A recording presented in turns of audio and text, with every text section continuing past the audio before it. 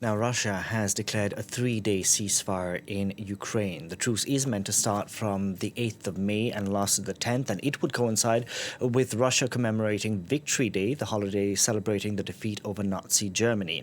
Now, in the last few minutes, Kyiv has responded, saying it wants an immediate ceasefire, which lasts at least 30 days. The White House, meanwhile, has commented, saying it is calling for a permanent truce.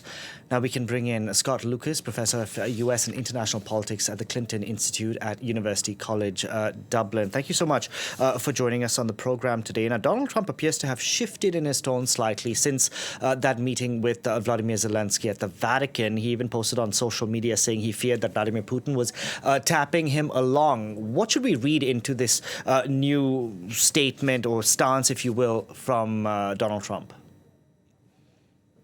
Well, I think the immediate issue is to talk about why Trump made this shift.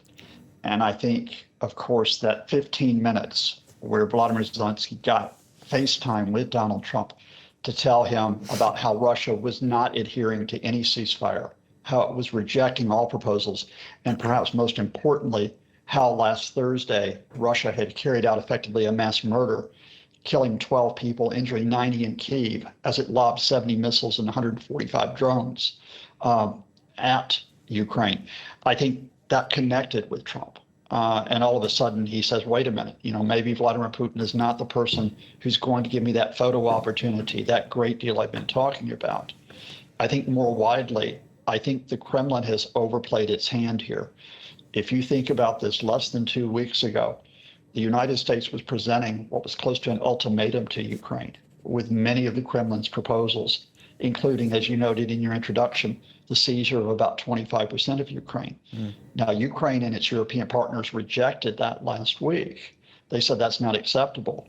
But instead of stepping back, instead of taking the diplomatic high ground, Russia continued to launch these murderous attacks, and they put themselves back on the defensive, including possibly losing their biggest asset, the guy in the White House. Now, Russia says claims over annexed regions and Crimea are key to peace. Up until now, Kyiv has been more firm, saying no way to even Crimea. Will concessions have to be made?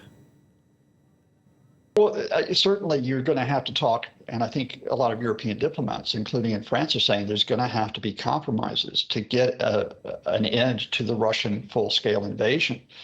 But at this point, we need to be honest, and that is the Kremlin is not looking to make any compromise here. Sergei Lavrov, the Russian foreign minister, has just said in the past few hours, he's restated the maximum demands of the Kremlin, that they get legal recognition that they have Crimea.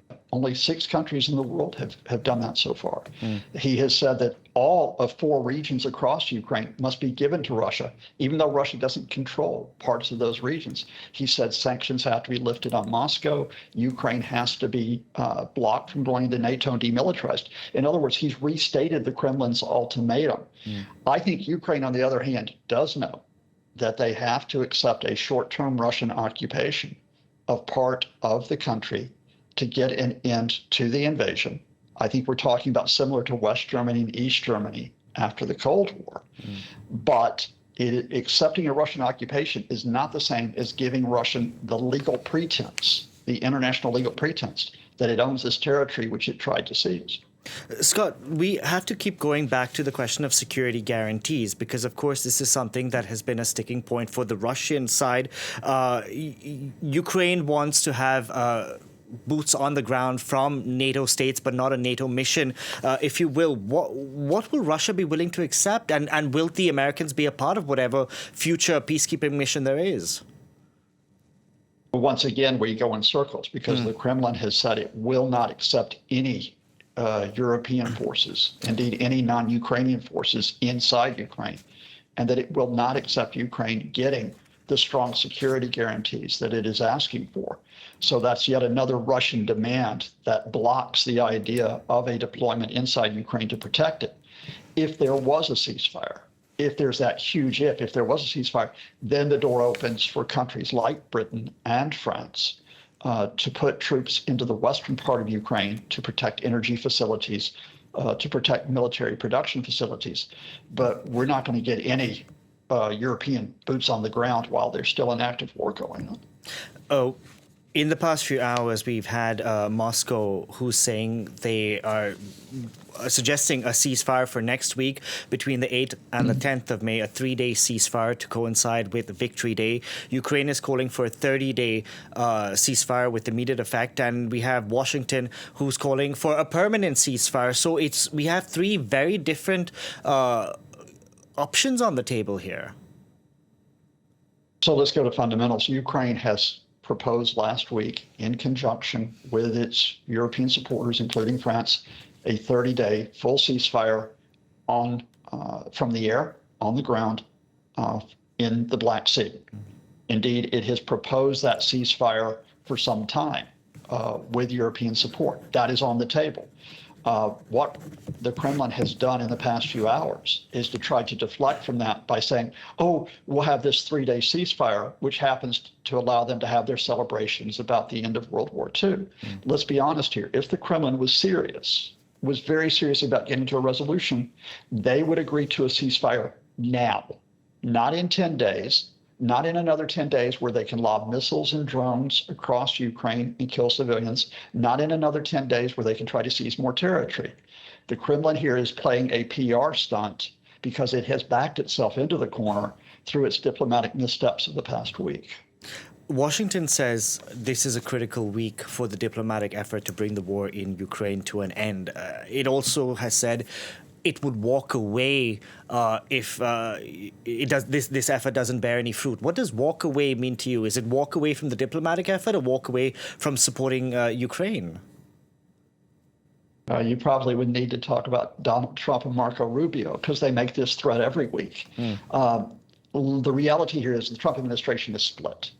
There are a group of people in the administration, such as the Vice President, J.D. Vance, such as the envoy to Russia, the real estate developer Steve Witkoff, who want no security guarantees for Europe, let alone Ukraine. They want to walk away from European security.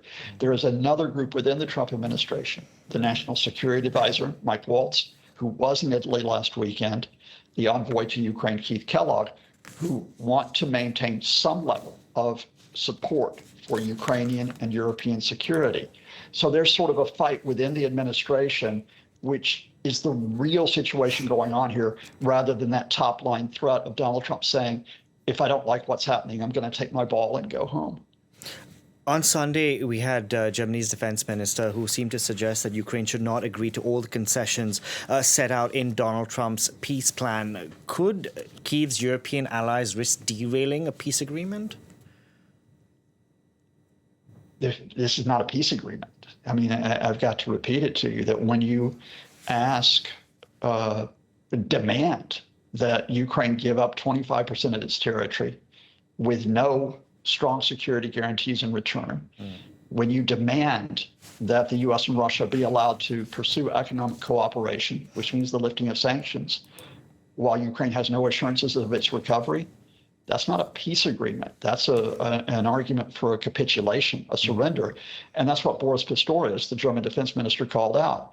I think the wider issue here is that as you have an unpredictable Trump administration and a Kremlin that still wants to conquer Ukraine, European countries, including France, Germany, and UK, are still standing with Kyiv and indeed are actually upping their support. And I think that is probably just as important as anything that Donald Trump or Vladimir Putin say in the next few days. But the thing is, Europe has been steadfast in its support, but the truth of the matter is Washington, its arms supplies, its intelligence, it's incomparable.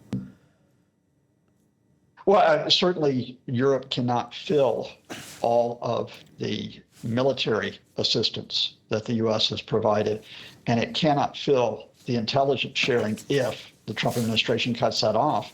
But Europe can provide some of that, and indeed Europe has provided some of that. For example, keep an eye on the incoming German government of Friedrich Merz, and if they allow Ukraine to finally get long-range Taurus missiles for attacks on Russian-occupied territory and even inside Russia.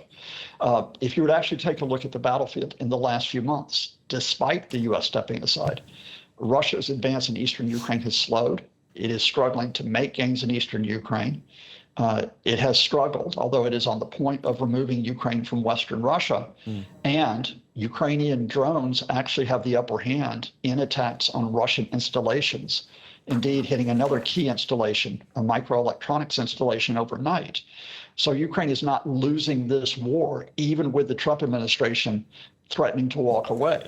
Doesn't mean Ukraine's going to win the war. But with European support, yes, it can hold the line against the Russians. Scott Lucas, thank you so much for joining us on the program today. Thank you so much. Now, North Korea